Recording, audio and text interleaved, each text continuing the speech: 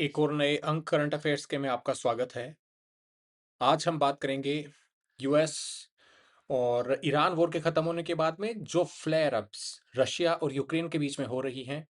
Russia के ऊपर अब तक का सबसे लार्जेस्ट अटैक जो है वो यूक्रेन ने किया। उसके क्या-क्या कारण थे, क्या-क्या उसमें किया गया और इसी के साथ में वहाँ पर जो ब्लैक रेन्स हुई, उसको भी हम जानने की कोशिश करेंगे कि ज्योग्राफी का एक कांसेप्ट है। भारत में आपने पहले देखा होगा एक बार रेड रेन की घटना 2013 में भी देखी गई थी, 1957 के आसपास की जो इंसिडेंट भी देखी गई थी। ये कौन-कौन सी रेन क्या यानी डिफरेंट डिफरेंट कलर की जो रेन होती हैं, उसका क्या कारण है? क्या पॉल्यूशन कारण है या कुछ और? इसके साथ हम देखेंगे कि यूएस और ईरान वॉर के खत्म होने के बाद में या सो अभी फिलहाल मेमोरेंडम ऑफ अंडरस्टैंडिंग साइन होने के बाद में जो भी सिचुएशन डेवलप हुई है, उसका भारत के ऊपर क्या असर पड़ सकता है? आम आदमी की लाइफ के ऊपर क्या असर पड़ सकता है? वो भी जानने की कोशिश करेंगे। इसी के साथ जो है हम ये भी देखेंगे कि व्हिप जो है वो क्या होती है पार्लियामेंट्री स्टैंडिंग्स में अगर कोई भी एमएलए या एमपी व्हिप का उल्लंघन करता है तो उसके खिलाफ क्या कार्रवाई हो सकती है, क्या कॉन्स्टिट्यूशन में इसके प्रोविजंस हैं। ये सब मैं आपको बता दूं, सिविल सर्विसेज की जो भी एग्जामिनेशंस हैं उसकी प्रीलिम्स मेंस या इंटरव्यू कहीं पर भी काम आते हैं। आप इसको अपनी जो भी आपकी अंडरस्टैंडिंग हो उसको या तो एक बार रिवाइज करने के लिए या उसमें एड ऑन करने के लिए या एक अपनी ओपिनियन बिल्डिंग में भी इस्तेमाल कर सकते हैं। जब हम बात करते हैं रशिया और यूक्रेन के वॉर के बारे में, तो यह वर्ल्ड वॉर वन जितना ड्यूरेशन का चला था ना, उससे भी ज्यादा का लंबा कॉन्फ्लिक्ट हो गया है। फरवरी 2022 में स्टार्ट हुआ। ऑलमोस्ट 4 इयर्स जो हैं इसको कंप्लीट हो 4 इयर्स से आगे इसको कंप्लीट हो चुके हैं और यह जो है एक तरह से अब वापस से एक नया रूप ले रहा है। करीबन 600 से ज़्यादा ड्रोन अटैक्स, करीबन 40 से ज़्यादा मिसाइल्स अगर एक दिन में दागी जाएँ और उसके एयर डिफेंस सिस्टम में से कुछ पेनिट्रेट करके रशिया के ऊपर जो है वाइटल इंस्टॉलेशन के ऊपर अटैक करें, तो उससे जो है एक तरह से अनसर्टेनिटी या इंस्टेबिलिटी आने के संकेत वापस से मिल रहे हैं। हालाँकि ये बता दूँ, रशिया और यूक्रेन का जो वॉर है, वो उतना इमीडिएट इम्पैक्ट नहीं डालता भारत या फिर आस-पास की जियोग्राफीज़ पर जितना यूएस और ईरान का डाल रहा था। क्योंकि अगर हम भारत के बारे में बात करते हैं, जैसे सवाल आपसे पूछा जा सकता है कि what is the difference between Russia Ukraine wars impact and US Iran war और gulf crisis on Indian economy? तो वहाँ पर थोड़ा-सा मैं आपको समझा दूँ कि क्या इम्पैक्ट है। थोड़ा-सा आप इसको ऐसे लीजिए कि भई अगर हमारी ऊर्जा ज़रूरतों का 80% हम अगर बाहर से आयात कर रहे हैं, इम्पोर्ट कर रहे हैं, तो उसमें 60% हम गल्फ कंट्रीज़ से वो एनर्जी खरीद रहे थे बिकॉज़ ऑफ उसके भी कई कारण हैं। एक तो रीजनल प्रॉक्सिमिटी है, लॉन्ग टर्म हमारे अरेंजमेंट हैं, एग्रीमेंट हैं परचेजिंग के इन कंट्रीज़ के साथ में। तीसरा जो है सीधा असर पड़ता है हमारे वो लोग जो कि करीबन 10 मिलियन के आसपास हैं और वहाँ पर कार्य कर रहे हैं। उनकी अगर सिक्योरिटी के ऊपर, उनकी एम्प्लॉयमेंट के ऊपर कोई भी खतरा पहुँचता है, तो सीधा भारत की इकोनॉमी को वो हर्ट करता है। फिर बात आती है भारत का खुद का भी व्यापार जो कि यूएई, सऊदी अरबिया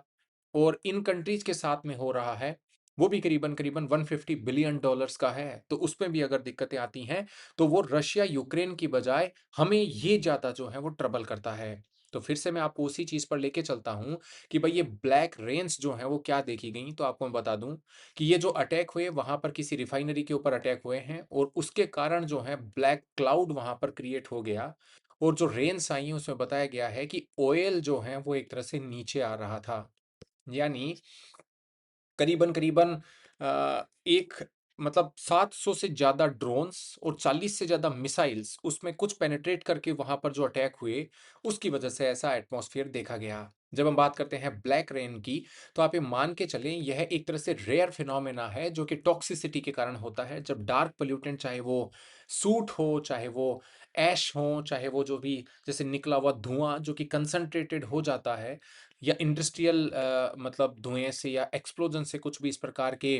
फायर्स होने की वजह से जो हैं कण जो वातावरण में इकट्ठा हो जाते हैं, वो बेसिकली जो हैं इस वातावरण में जब भी रेन होती है तो उसके साथ में वो नीचे आते हैं, जिसकी वजह से जो है यह डार्क, ऑयली और हाइली जो कोरोसिव ड्रॉपलेट्स हैं, वो धरती पर आकर के गिरती हैं। आपने थोड़े दिनों पहले ये इंसिडेंट तेहरान में भी देखी थी, यानी ईरान की जो राजधानी है वहाँ पर भी, तो ये सिमिलर इंसिडेंट जो है वहाँ पर देखी जाती हैं, जहाँ पर या तो ऑयल फैसिलिटीज़ के ऊपर कहीं पर अटैक हो गया हो या फिर कहीं पे फॉरेस्ट फायर हो गई हो, कोई इंडस्ट्री का एक्सप्लोजन हो गया हो, कहीं पर जो है ऐसा बहुत ज़्यादा पॉल्यूशन कारित हो रहा हो। वाइल्ड फायर्स हो रहे हों, वोल्केनिक इरप्शन हो रहा हो, तो उसके ये कारण होते हैं जहाँ पर हायर जो एटमॉस्फेयर है उनमें ये जो प्लूम्स होते हैं, एशेज़ होती हैं, इसके डार्क पार्टिकल्स होते हैं, वो ज़्यादा जाकर के कंसंट्रेटेड हो जाते हैं और जब रेनफॉल इनके थ्रू पास होता है, तो फिर जो है ये कॉन्टामिनेंट उनको अब्ज़ॉर्ब कर लेती हैं and when they fall just takes the form of black rain. World health organization ने भी इसको जो है एक रियल डेंजर माना है और रेस्पिरेटरी इलनेस के लिए, हेडेक्स, स्किन और आई इरिटेशन के लिए, इवन ब्रीदिंग की डिफिकल्टी के लिए भी जो है इसको जिम्मेदार ठहराया गया है। थोड़ा सा मैं आपको बताऊंगा कि कैसे जो है ब्लैक रेन के साथ में रेड रेन भी जो है वो चिंता का विषय बनी हुई है। ब्लैक रेन में कई प्रकार के अगर आपको केमिकल्स के बारे में पूछा जाए तो बेंजीन जो कि एक कार्सिनोजेनिक एलिमेंट होता है, सल्फर ऑक्साइड्स इसमें कई प्रकार के सल्फर डाइऑक्साइड इत्यादि होते हैं, नाइट्रोजन के ऑक्साइड्स होते हैं, पर्टिकुलेट मटेरियल होते हैं जो कि कंसंट्रेटेड जो हैं वो कार्बन के पार्टिकल्स होते हैं और इसी तरीके से जो है बर्निंग पेट्रोलियम या जो केमिकल से निकला हुआ धुआं होता है, वह भी इसमें ही शामिल होता है। तो आप ब्लैक रेन को इस तरीके से जो है समझा सकते हैं। फिर बात आती है कि भाई इसका एनवायरमेंटल इम्पैक्ट क्या है? तो आप ये बताएँ कि जब भी ऑयल के इतने प्रकार के या फिर ये ड्रॉपलेट्स चाहे वो प्लांट्स पर गिरती हों, चाहे वो मतलब किसी भी ह्यूमन के ऊपर गिरती हों, तो ये सब रेस्पिरेटरी से इलनेस से लेकर के एग्रीकल्चर जो प्रोडक्ट्स होते हैं, उनकी प्रोडक्टिविटी सबको खराब करती है और जिस हिसाब से आप एग्ज़ाम्पल भी लिख सकते हैं कि बेंजीन जिस प्रकार से कार्सिनोजेनिक एलिमेंट है, अगर वो ब्लैक रेन के साथ में धरती पर आ रही है, किसी भी एडिबल आइटम में अगर वो मिक्स होती है एंड उसको अगर खाया जाता है, फूड चेन का अगर वो पार्ट बनता है, तो it creates all those actually anomalies और इवन कई बार तो जेनेटिक स्ट्रक्चर्स भी जो हैं उससे चेंज हो जाती हैं। यानी इस तरीके का आप आंसर किसी को बोलेंगे, किसी को लिखेंगे कहीं पर, तब जो है आपको लगेगा कि yes I have written a good answer. हाँ, ये ज़रूरी नहीं है कि यही चीज़ आपसे पूछी जाए, लेकिन इन चीज़ों का इस्तेमाल, इस अंडरस्टैंडिंग का इस्तेमाल आप अपने सिलेबस में मल्टीपल डायमेंशन ऐसे हैं जहाँ पर कर सकते हैं। आप अपने सिलेबस में जो भी दिया गया है, इवन इंटरव्यू में कई बार आपसे पूछा जाता है, इवन प्रीलिम्स में आपसे कई बार कांसेप्चुअल जो अंडरस्टैंडिंग पूछी जाती हैं, उसमें जो है आप इनका यूटिलाइज़ेशन कर सकते हैं। रेड रेन के बारे में बात करते हैं, तो भारत में जो है ये केरला में देखा गया था 1957, 2001 और 2013 के आसपास, जहाँ पर जो है रेड कलर की रेन केरला के कई सारे पार्ट्स में जो है हुई थी, जिसको एक तरह से ब्लड रेन का भी नाम दिया गया था। कई जगह पर डस्ट होने की वजह से, आयरन पार्टिकल्स होने की वजह से, बायोलॉजिकल जो स्पोर्स आते हैं जैसे एल्गी की वजह से, वहाँ पर रेड एल्गी वगैरह होती हैं, तो उनके जो भी मतलब पोलेंस वगैरह होते हैं, वो ऊपर जाकर के इकट्ठा हो जाते थे। उसकी वजह से जो है ये फिनोमेना सामने आया था। तो अगर आपसे पूछे कि what were the reasons behind it, तो इसमें चाहे आयरन ऑक्साइड से लेकर के आप डस्ट से लेकर के आप जो बायोलॉजिकल इस प्रकार के एयरबोर्न माइक्रो एल्गे होते हैं, उनका आप नाम ले सकते हैं। जब हम बात करते हैं केरला के इसी एपिसोड के बारे में, तो ये ब्लड रेन की जो मिस्ट्री थी केरला और हमारे इवन श्रीलंका के कई सारे इलाकों में, वो जो है एक चिंता का विषय बनी हुई थी या कई बार उसको मैथोलॉजिकल उससे भी जोड़ा जाता था कि भाई कोई ना कोई या तो कोई डिवाइन इंटरवेंशन हुई है या भगवान ने जो है किसी को मतलब दुराशीष दिया है या फिर जो है कोई ना कोई एलियन के कारण जो है ऐसा हो पाया है कि कहीं ना कहीं एक्स्ट्रा टेरेस्ट्रियल लाइफ मौजूद है और उसकी वजह से जो है इस प्रकार की रेन्स हो रही हैं। आपने एक और चीज़ रेन का कांसेप्ट सुना होगा, वो है येलो रेन। तो येलो रेन भी जो है एक तरह से 1970s या 1980s के पास में एक तरह से ऐसे दशक में कई जगह पे हुई जहाँ पर वियतनाम वॉर के आसपास जो हैं मतलब जब सोवियत फोर्सेस के द्वारा अटैक किए जा रहे थे लाओस, कंबोडिया इत्यादि के द्वारा, तो कई जगह पर जो हैं उनको येलो सब्सटेंसेस जो कि एयरप्लेन्स या फिर हेलीकॉप्टर से गिराए हुए वो या फिर जो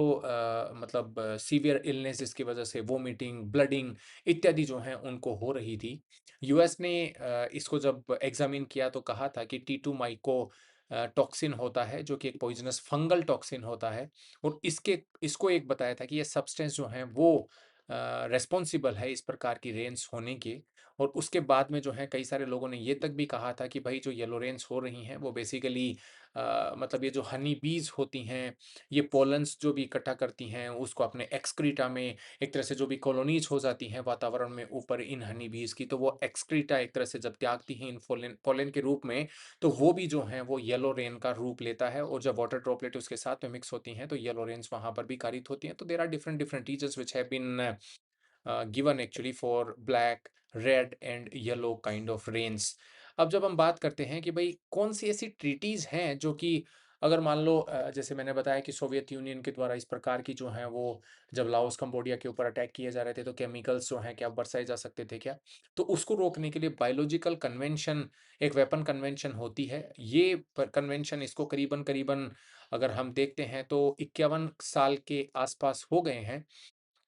यह बायोटेररिज्म से भी डील करने के लिए जो है एक बहुत बड़ा स्वरूप दुनिया के सामने आया था। तो इसको बेसिकली कहा जाता है convention on the prohibition of development, production and stock piling of bacteriological and toxic weapons and on their destruction. तो ये क्या करती हैं जो भी बायोलॉजिकल या जो टॉक्सिन्स के वेपन होते हैं उनके डेवलपमेंट, उनके प्रोडक्शन, उनके ट्रांसफर्स, उनकी स्टॉक पाइलिंग, उनके यूज़ इत्यादि पर जो है ये एक तरह से रोक लगाती है। इसका जो पर्पस था वो ये था कि अगर कोई भी बायोलॉजिकल वेपन्स हैं या बायोलॉजिकल अगर कोई भी एलिमेंट्स हैं तो उन मटेरियल्स का इस्तेमाल लेजिटिमेट हो, पीसफुल हो, प्रोटेक्टिव तरीके से करना चाहिए। और ये ट्रीटी 1972 में सिग्नेचर के लिए ओपन हुई थी और 1975 में जो है ये फोर्स में आई थी। इंडिया ने इसको रेटिफाई किया था 1974 में।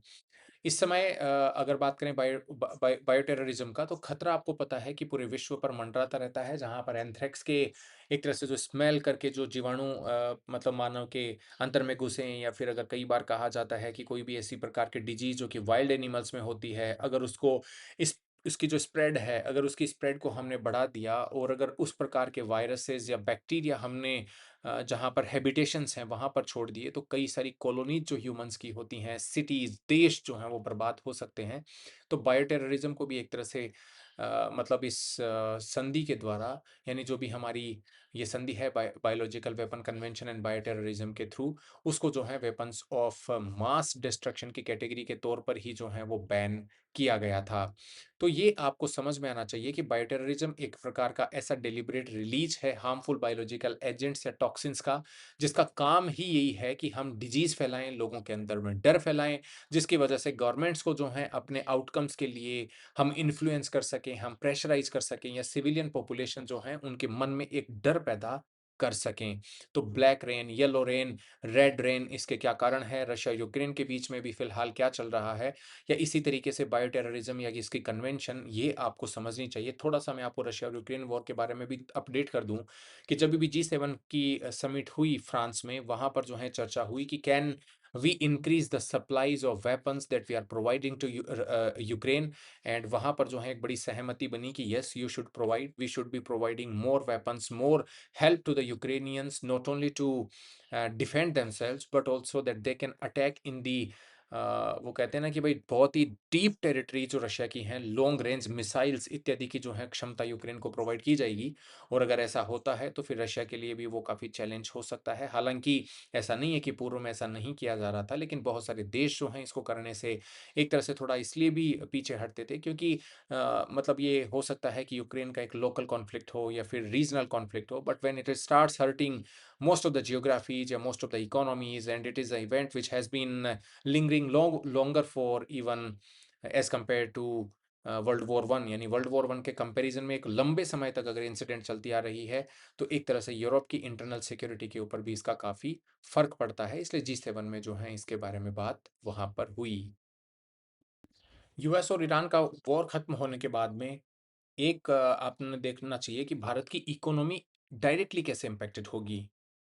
अब उस पर जो है कई सारे राहत के संकेत मिल रहे हैं। लोगों के द्वारा अब ये भी डिमांड की जा रही है कि ऑयल प्राइसेज़ जब ब्रेंट क्रूड की प्राइसेज़ जो हैं वो करीबन $75 ही पहुँच गई है प्रति बैरल जो कि पहले करीबन $115 के आस-पास पहुँच गई थी।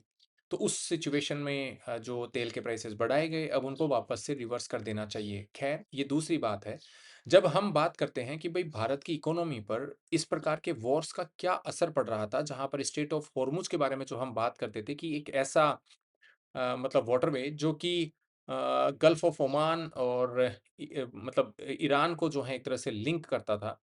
तो ये एक तरह से अपने नैरोएस्ट पॉइंट पर करीबन 33 किलोमीटर्स वाइड है और यहाँ से करीबन 20 मिलियन बैरल्स आप समझ सकते हैं 20 मिलियन बैरल्स जो हैं, जो कि पूरे विश्व का 20% है।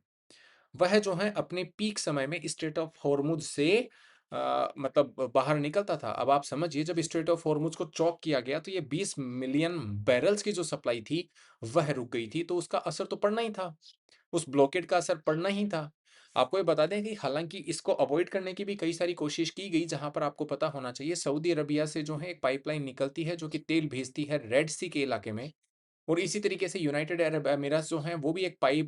पाइपलाइन के थ्रू जो है उसका जो फोर्ट फुजीरा है, वहाँ से जो है ऑयल भेजता है। लेकिन ये उतनी काफ़ी नहीं है जहाँ पर 20 मिलियन बैरल की जो मैंने आपको बात करी प्रतिदिन की, उसकी भरपाई कर दे। क्योंकि ये जो दोनों अल्टरनेटिव मैंने आपको बताए, वो ज़्यादा से ज़्यादा 6 से 7 मिलियन बैरल्स पर डे जो हैं, वो तेल की सप्लाई कर सकते हैं, जो कि हॉर्मुज़ से पास होने वाला करीबन 1/3 ही है। तो अगर ऐसा नहीं होता, तो still we would have been facing close to two-thirds of the supply deficit which was earlier available if in case Saudi Arabia and UAE were operating its pipelines at the maximum level। तो state of Hormuz की यह जो है वो सबसे बड़ी हमारे लिए रिक्वायरमेंट थी। आपको बता दें कि 2025 में जब ये वॉर की कोई भी बात नहीं थी, इवन फरवरी 2026 में भी, तो $70 65 से $70 प्रति बैरल ही जो है वो ऑयल की प्राइसेस थी, क्रूड ऑयल की। उस समय जो है बहुत इस प्रकार की कोई ऐसी दिक्कतें नहीं देखी जा रही थी। लेकिन 28 ऑफ फरवरी जैसे ही आई, भारतीय मार्केट जो है उसका कैपिटलाइजेशन के बारे में बात करें, 25 लाख करोड़ रुपए का मार्केट कैपिटलाइजेशन गिरा था भारत में। निफ्टी 50 जो है 10% जो जनवरी में उसका पीक लेवल था, उससे करीबन 10% नीचे है। और एफआईआई जो थे हमारे यहाँ पर फॉरेन इंस्टीट्यूशनल इन्वेस्टर्स, उन्होंने करीबन करीबन 28,000 करोड़ रुपए जो है भारतीय मार्केट से निकाले थे। ये मैं आपको इसलिए बता रहा हूं क्योंकि ये अगर आप डायरेक्ट आंकड़े वहाँ पर लिखते हैं, तो अगले लिखने वाले को, पढ़ने वाले को भी बहुत अच्छा लगेगा। उसको इस प्रकार के फैक्ट जो हैं जब समझ में आएँगे, तो वो सोचेगा कि yes, you have prepared the topic in a nice understanding manner. Even किसी से भी आप बात करें, तो ये अगर बात करेंगे, तो उसको लगेगा हाँ भाई, बहुत अच्छा पढ़ा होगा इसने। एक और चीज़ मैं आपको बता दूँ, जब मतलब ऑयल प्राइसेज़ महँगी हुई, तो ऑयल के ऊपर जो डिपेंडेंट होने वाले सेक्टर्स हैं, चाहे वो एविएशन जो कि डायरेक्ट उससे पब्लिक सेक्टर यूनिट जो कि मतलब कंपनीज़ ऑयल ड्रिलिंग करती हैं या फिर ऑयल मार्केट करती हैं। इसी तरीके से पेंट्स की जो मतलब कंपनीज़ होती हैं, क्योंकि वो पेंट बनाती हैं, तो उसमें ऑयल का इस्तेमाल होता है। एफएमसीजी कंपनीज़, क्योंकि वो भी पैकेजिंग इत्यादि में जो हैं वो पेंट उसका क्रूड ऑयल का इस्तेमाल करती हैं। तो इनके जो हैं स्टॉक्स में काफ़ी डिक्लाइन देखा गया था। आपको ये बता दें कि भैया होर्मुज़ के चॉक होने के बाद में सिचुएशंस ऐसी थी कि जो भी भारत के पास 74 डेज़ के आस-पास के जो स्ट्रैटेजिक रिज़र्व्स थे, उनके ऊपर भी एक प्रेशर पड़ने लग गया था कि क्या हमें इनसे निकाल लेना चाहिए, या फिलहाल जितने दिन तक सप्लाई मिल रही है सस्ते, थोड़े बहुत सस्ते दाम पर, जब तक ये क्रूड ऑयल के प्राइसेस 150 से $200 प्रति बैरल नहीं पहुंच जाए, तब तक एटलीस्ट हमें जो है इसको चलाना चाहिए। तब इसकी वजह से जो है इस प्रकार की हमने दिक्कतें देखी। जब हम बात करते हैं हमारे करंट अकाउंट डेफिसिट की, जो कि इंपोर्ट्स और एक्सपोर्ट में मिसमैच को बताता है। कोई भी आपसे पूछे कि भाई करंट अकाउंट डेफिसिट क्या होता है, तो आप कहें कि जब एक्सपोर्ट कम होते हैं इंपोर्ट से, तो करंट अकाउंट का हमें डेफिसिट होता है। तो आपको बता दें कि हर $10 अगर ऑयल प्राइसेस की जो ऑयल की जो प्राइसेस है क्रूड ऑयल की, अगर वो हर $10 से बढ़ती हैं, तो भारत का जो करंट अकाउंट डेफिसिट है और हमारी जो जीडीपी है, उसमें बहुत भारी नुकसान होता है। हमारी जीडीपी जो है 0.3% से गिरती है। यानी अगर वो क्रूड ऑयल की प्राइसेस $10 सस्ती रहती, तो उसमें जो है इकोनॉमी में 0.3% की बढ़ोतरी होती। लेकिन $10 जैसे ही बढ़ी ऑयल की प्राइसेस, इसमें जो है वो 0.3% की गिरावट आ जाती है। इसी तरीके से अगर हम देखें, तो इन्फ्लेशन जो है वह 0.5 से 0.7 परसेंटेज पॉइंट से बढ़ जाती है। और इसी तरीके से जो है हमारा करंट अकाउंट डेफिसिट, वो भी 0.2 से 0.3% तक बढ़ जाता है, अगर हर $10 प्रति बैरल जो हैं वो क्रूड ऑयल की प्राइसेस बढ़ती हैं तो। जब इन्फ्लेशन बढ़ती है 0.5% से, मान लो अगर बढ़ गई, तो फिर आपको पता है कि मॉनेटरी पॉलिसी जो कमेटी होती है, जो कि इस प्रकार की इन्फ्लेशन को कंट्रोल में लाने के लिए, तथा एक बैंड जो कि 4% ±2% का बैंड है, अगर उसके इर्द-गिर्द नहीं रहेगी, तो फिर जो है रिज़र्व बैंक ऑफ इंडिया इस प्रकार के स्टेप लेता है, जिसमें वो जो है इंटरेस्ट रेट को बढ़ाते हैं। इंटरेस्ट रेट बढ़ने की वजह से जो चीप इकोनॉमी चीप जो पैसा था, वो अगर इकोनॉमी में अवेलेबल होता, तो फिर वो हट जाता है। वो हट जाता तो फिर उससे ग्रोथ जो है वो नेगेटिवली इम्पैक्टेड होने लग जाती है। आपको ये भी बता दें, 97 रुपीज़ का $1 इस डॉलर मतलब इस लेवल तक भी हमारा रुपया पहुँच गया था। लेकिन जब ये चीज़ें समाप्त हुई हैं, थोड़ा बहुत 14 पॉइंट की अंडरस्टैंडिंग बढ़ी है, तब जाकर के वापस से रुपए में उछाल देखा जा रहा है and right now rupees trading close to 94 to 95 rupees bracket. तो ये बताते हैं आपको कि सब जो हैं इससे किस-किस तरीके से इम्पैक्टेड होते हैं, जहाँ पर एनर्जी का तो क्रंच सीधा देखा ही जाता है, फर्टिलाइज़र और फूड के ऊपर भी बहुत बड़ा प्रेशर होता है, जहाँ पर अगर अभी की सिचुएशन के बारे में बात करें, तो प्री वॉर लेवल से करीबन 40% जो हैं हमें ज़्यादा सब्सिडी देनी पड़ेगी, अगर हमें फूड के लिए जो फर्टिलाइज़र है, वो अवेलेबल करवाना होगा। इसी की तरीके से भारत के जो रेमिटेंसेस करीबन $138 बिलियन के रेमिटेंसेस फिस्कल ईयर 26 में आए थे, तो अब जो हैं वो उसमें घटने के ही चांसेस हैं because lot many people have left their job in Gulf and they have returned back to India, or if they're staying there, then most of the people are not working because जो भी constant attacks की वजह से gulf countries में जो भी इस प्रकार का ऑयल इंफ्रास्ट्रक्चर या अन्य इंफ्रास्ट्रक्चर थे, वो जो हैं वहाँ पर डैमेज हुए हैं। इसी तरीके से मैं आपको ये भी बता दूं, गल्फ कॉपरेशन काउंसिल के जो कंट्रीज हैं वह भारत के करीबन 13% एक्सपोर्ट और 16% इंपोर्ट के जो हैं वो बाज़ार हैं, तो इसकी वजह से भी वहाँ पर भी कई सारा डिस्प्यूट जो है वो सामने हुआ है। तो एयरलाइन हो, चाहे वो पीएसयू की ऑयल मार्केटिंग कंपनीज़ हों, पेंट कंपनीज़ हों, रियल एस्टेट हों, ये सब को जो है वो नुकसान वहाँ पर हुआ। हालाँकि इसका फ़ायदा इंडस्ट्री के कई सारे चैम्बर्स को हुआ है, जहाँ पर रिन्यूएबल कैपेसिटी जो है वो बढ़ना, जिसमें कि अगर हम बात करें हाई फ्यूल कॉस्ट की वजह से जो इलेक्ट्रॉनिक व्हीकल्स हैं, अब वो हमें रोड पर हो सकते हैं ज़्यादा दिखें। एक समय था जब इलेक्ट्रॉनिक व्हीकल्स हर 100 व्हीकल निकल रहे थे, उसमें करीबन 5 टू 5.5% जो है वो उनका हिस्सा हुआ करता था। Now in the month of May it has just doubled and मई में करीबन-करीबन 11% जो भी व्हीकल टोटल निकले हैं, उसमें 11% जो हैं वो इलेक्ट्रॉनिक व्हीकल्स ही निकले हैं। तो ये बातें आपको इसलिए ध्यान रखने की ज़रूरत है कि भैया हमारी इकोनॉमी पर इस प्रकार के वॉर की वजह से क्या असर पड़ता है। हालाँकि मैं आपको बता दूँ कि जैसे ही यह वॉर ख़त्म हुआ है या वहाँ पर जो हैं मतलब 14 पॉइंट एमओयू पर साइन हुए हैं, तो हमारा जो तेल का बिल है वह 1 लाख करोड़ रुपए से नीचे गिर सकता है। इसी तरीके से जो मैंने आपको बताया था कि हर $10 अगर गिरती है मतलब ऑयल प्राइसेज़ क्रूड ऑयल की, तो हमारी जो इन्फ्लेशन है उसमें करीबन 0.3 से 0.4% का जो है वो फ़ायदा होता है, यानी महँगाई जो है वो कम होती है। शेयर बाज़ार के ऊपर सीधा असर पड़ता है, 2 टू 4% जो है वो शेयर मार्केट के ऊपर असर पड़ सकता है और इसी तरीके से जो है रुपए में भी उछाल आ सकती है या वहाँ पर हमें स्थिरता देखने को मिल सकती है। आपको बता दें कि भाई ये जिस हिसाब से ईरान के ऊपर जो इकोनॉमिक सैंक्शंस थी वो हटाई गई हैं या फिर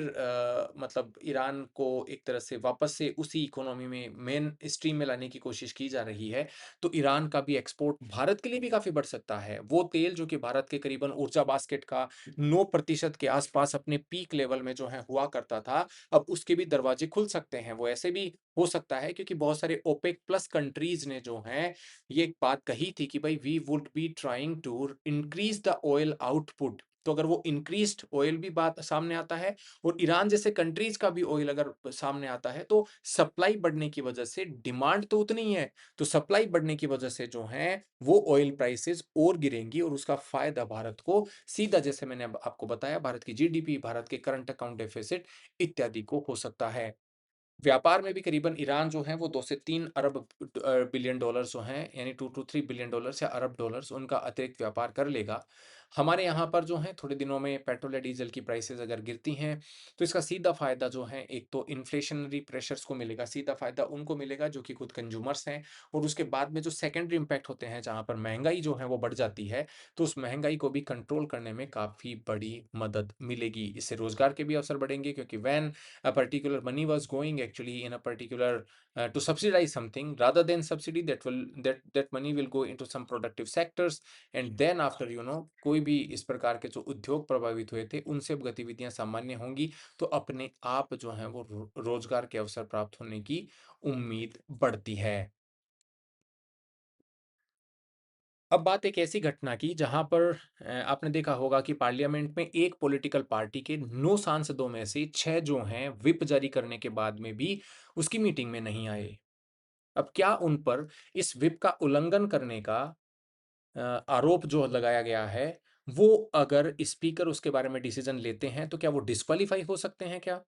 10th शेड्यूल जिसमें 52nd अमेंडमेंट और 91st अमेंडमेंट एक्ट 2003, उसका क्या उसके ऊपर असर हो सकता है? ये व्हिप क्या होती है? ये भी आपको थोड़ा समझ लेना चाहिए। तो जब हम बात करते हैं इस प्रकार की सिचुएशन की, तो आप मान के चलिए ये जो हैं वो यूबीटी यानी शिवसेना उद्धव बालासाहब ठाकरे हैं, उनकी पार्टी में हो रहा है, जहाँ पर उन्होंने व्हिप इश्यू की थी। 9 मेंबर में से वहाँ पर 3 ही जो हैं वो आकर के मिले और 6 एमपीज़ जो हैं वो नहीं आए।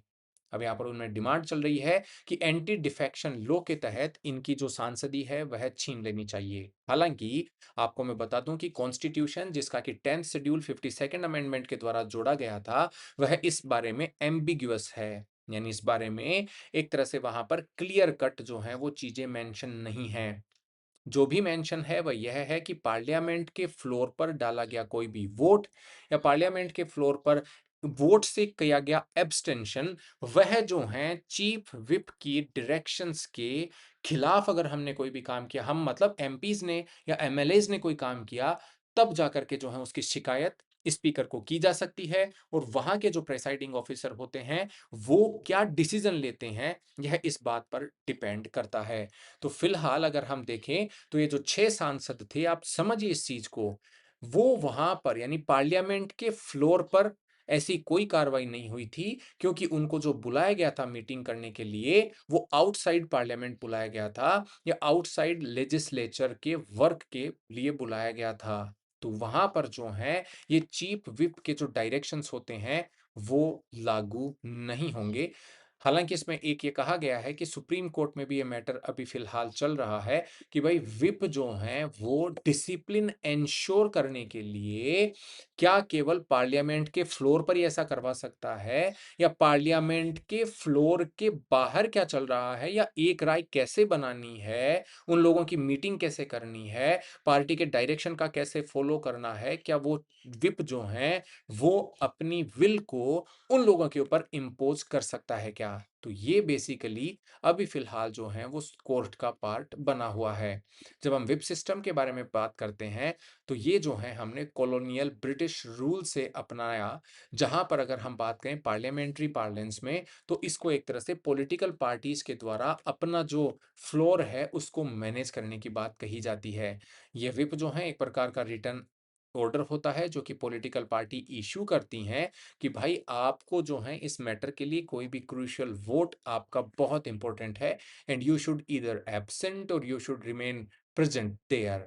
हालांकि ये हमारी विप जो है वो हमारे कॉन्स्टिट्यूशन में कहीं पर भी लिखी नहीं है, नहीं हमारे रूल्स ऑफ हाउस में लिखी है, नहीं हमारे पार्लियामेंट के इंस्टीट्यूट्स में लिखी हुई है। ये तो केवल पार्लियामेंट्री जो गवर्नमेंट्स हैं उनके कन्वेंशन पर ही आधारित है। जब हम बात करते हैं विप सिस्टम की, तो आप ये बताएँ कि व्हिप जो हैं किसी भी पार्टी के मेंबर को कोई भी वोट देने या उस वोटिंग की प्रोसेस को अटेंड करने के लिए एक डायरेक्शन जो है वो प्रोवाइड की जाती है। जो भी व्हिप होते हैं वह बेसिकली ऑफिस बेयरर होते हैं उस पार्टी के पार्लियामेंट में। तो जब हम बात करते हैं वन लाइन व्हिप के बारे में, तो आप ये कहें कि इसमें जो भी पार्लियामेंट के मेंबर होते हैं या लेजिस्लेचर के मेंबर होते हैं, उनको ये कहा जाता है कि आप